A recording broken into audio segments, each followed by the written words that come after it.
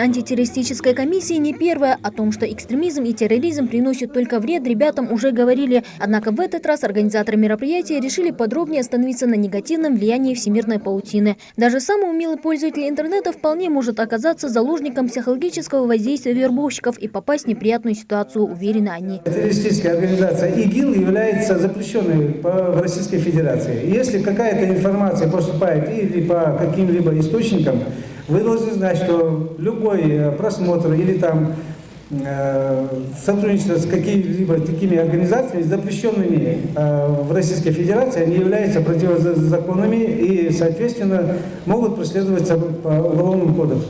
Чтобы дети могли представить масштабы последствий терроризма, организаторы встречи показали им социальный видеоролик «Нападение на сотрудников правоохранительных органов в 2004 и подрыв здания РОВД в 2009. Десятки погибших и пострадавших». Представители духовенства напоминают, что экстремизм с религией ислам не имеет ничего общего.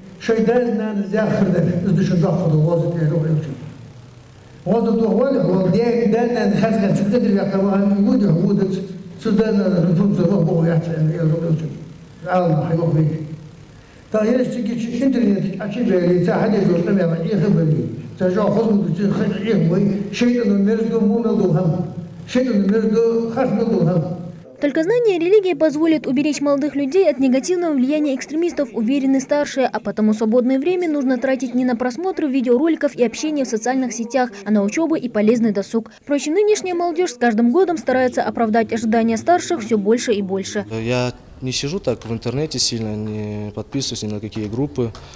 Просто там бывают видео какие-то смотрю, там про спорт, больше интересуюсь спортом.